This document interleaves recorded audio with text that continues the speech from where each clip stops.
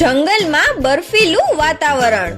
જંગલમાં શિયાળાનો સમય શરૂ થઈ ગયો હતો। છોકરાઓના સ્કૂલનું વેકેશન પણ ચાલી રહ્યું હતું। પિંકીની ચાની દુકાન પર જંગલના બધા જ પક્ષીઓ ગરમા ગરમ ચાની મજા લઈ રહ્યા હતા। રૂપા માસી બોલ્યા, પિંકી, તારા ચાનો તો જવાબ નહીં। આખા જંગલમાં તારા જેવી ચા તો કોઈ પણ બનાવી શકતું નથી। પિંકી બોલી, તમારો આભાર રૂપા માસી। મિન્ટુ બોલી, હા રૂપા માસી, એટલા માટે તો આપણે આપણા ઘરે ચા પીવાને બદલે અહીંયા પિંકીના હાથે બનેલી ચા પીવા માટે આવીએ છીએ।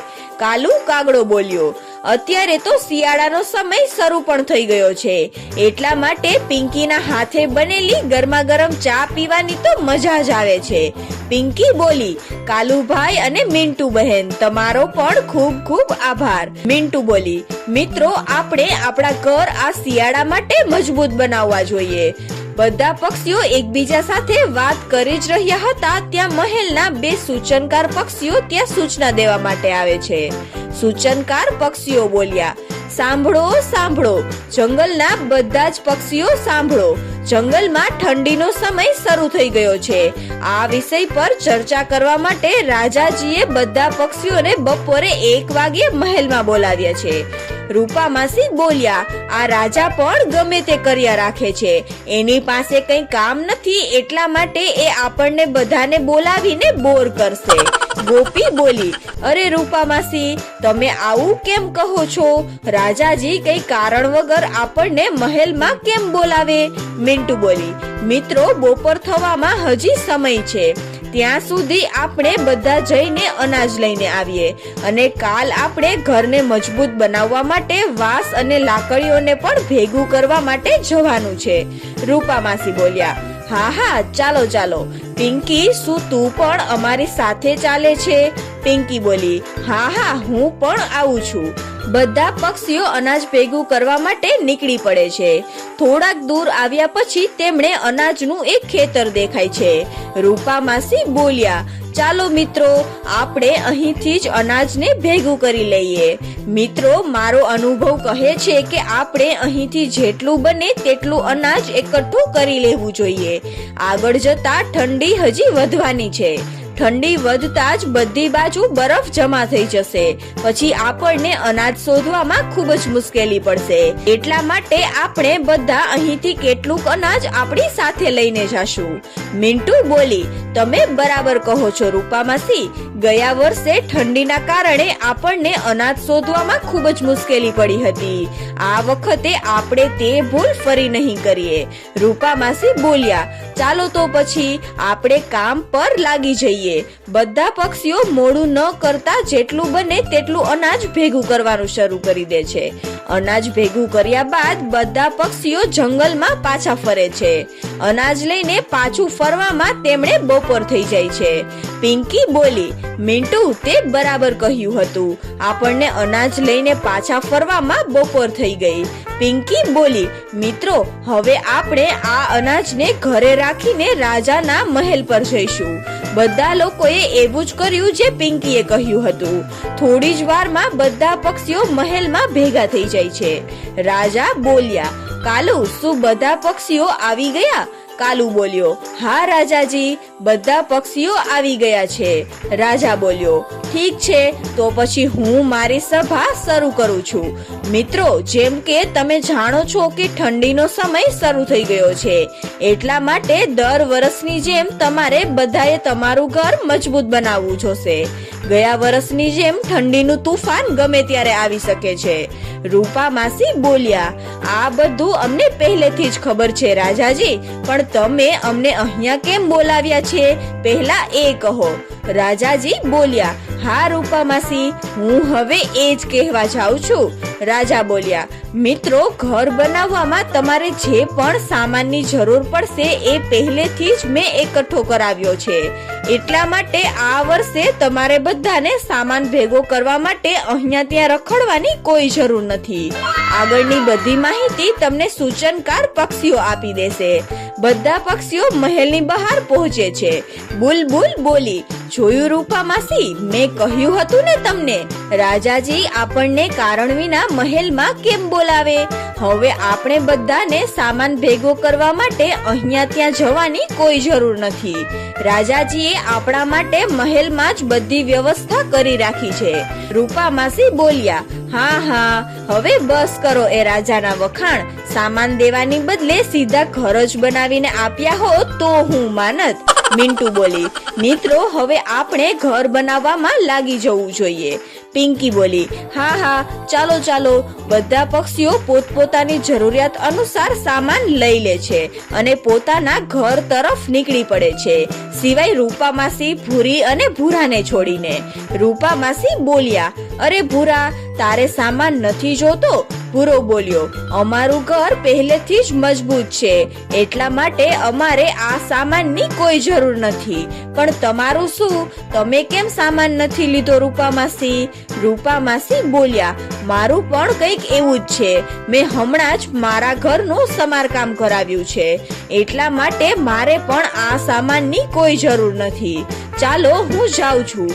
ભૂરો બોલ્યો, હા હા, ચાલો ચાલો, અમે પણ આવીએ છીએ. ત્રણે ચાલ્યા જાય છે. થોડાક દિવસો વીતી જાય છે.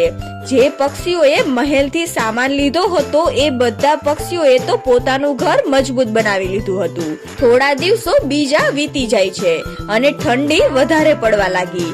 ભૂરી બોલી, સાંભળો જી, મને તો ખૂબ જ ઠંડી લાગે છે. આપણે મહેલ પરથી સામાન ન લઈને બહુ મોટી ભૂલ કરી દીધી છે. કાલ સવારે જઈને તમે મહેલ પર વધ્યો ઘટ્યો સામાન લઈને આવજો અને આપણું ઘર પણ મજબૂત બનાવી લો. બીજી બાજુ રૂપા માસી પણ ઠંડીના કારણે પરેશાન હતા. એ બોલ્યા, વાહ વાહ રૂપા, મહેલ પરથી સામાન ન લઈને તે બહુ સારું કામ કર્યું છે. જો એ દિવસે મેં સામાન લઈ લીધો હોત તો હું આજ આ ઠંડીમાં પરેશાન ન હોત. કાલ સવારે હું મહેલ પર જઈને વધ્યો ઘટ્યો સામાન લઈને આવીશ અને મારું ઘર મજબૂત બનાવી લઈશ. સવાર થઈ જાય છે અને સવાર થતા જ ભૂરો અને રૂપા માસી સામાન લેવા માટે મહેલ પહોંચે છે. ત્યાં પહોંચીને તેને જોયું તો કઈ પણ સામાન વધ્યો ન હતો. ભૂરો બોલ્યો, તમે અહીંયા શું કરો છો રૂપા માસી? રૂપા માસી બોલ્યા, તને શું કહું ભૂરા, કાલ રાતની ઠંડીએ મને પરેશાન કરી દીધી છે. જો એ દિવસે મેં રાજાજીએ આપેલો સામાન લઈ લીધો હોત તો હું આજે આ પરેશાનીમાં ન મુકાણી હોત. મેં સામાન ન લઈને બહુ મોટી ભૂલ કરી નાખી છે. તું કહે, તું અહીંયા શું કરે છે? ભૂરો બોલ્યો, હું પણ અહીંયા એ જ કામ માટે આવ્યો હતો. મને અને ભૂરીને લાગતું હતું કે અમારો માળો ખૂબ જ મજબૂત છે, એટલા માટે અમે પણ તે દિવસે સામાન ન લીધો. પણ છેલ્લા કેટલાક દિવસથી ઠંડી એટલી વધી ગઈ છે કે અમે પણ પરેશાન થઈ ગયા છીએ, એટલા માટે હું પણ અહીંયા સામાન લેવા માટે આવ્યો હતો. પણ અહીંયા તો કંઈ પણ નથી.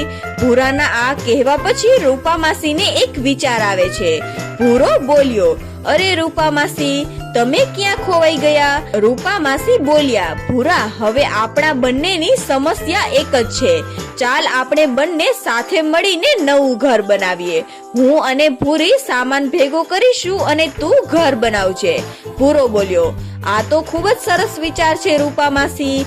ચાલો આપણે અત્યારે જ કામે લાગી જવું જોઈએ, પણ પહેલા હું મારું ઘર બનાવીશ. રૂપા માસી બોલ્યા, હા હા, મને મંજૂર છે. ત્રણેય કામ પર લાગી જાય છે. 2-3 દિવસ વીતી જાય છે. ભૂરો પહેલા પોતાનું ઘર બનાવી લે છે. રૂપા માસી બોલ્યા, ચાલ ભૂરા, હવે તારું ઘર તો બનીને તૈયાર થઈ ગયું, હવે મારું ઘર બનાવીએ.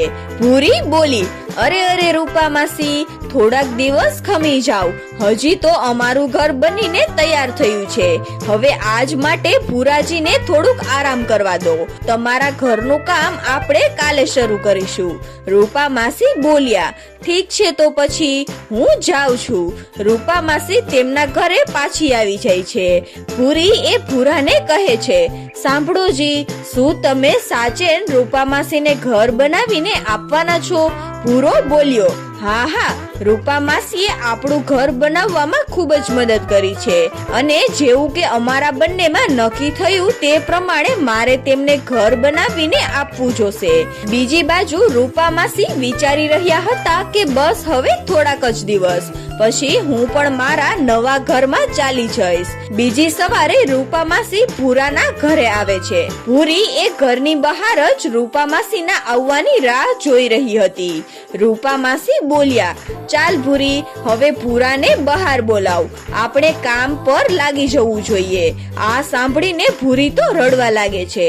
રડતા રડતા ભૂરીએ રૂપા માસીને કહ્યું, શું કહું રૂપા માસી, ભૂરાજી ઘરની બહાર નહીં આવી શકે. રૂપા માસી બોલ્યા, કેમ, શું થયું ભૂરાને? ભૂરી બોલી, એની તબિયત ખૂબ જ ખરાબ છે. ડોક્ટરે એમને 3-4 દિવસ આરામ કરવા માટે કહ્યું છે. રૂપા માસી બોલ્યા, અરે બાપ રે, આ વાત છે તો કઈ વાંધો નહીં, તું ભૂરાનું ધ્યાન રાખજે અને જો કોઈ પણ વસ્તુની જરૂર પડે તો મને કહેજે.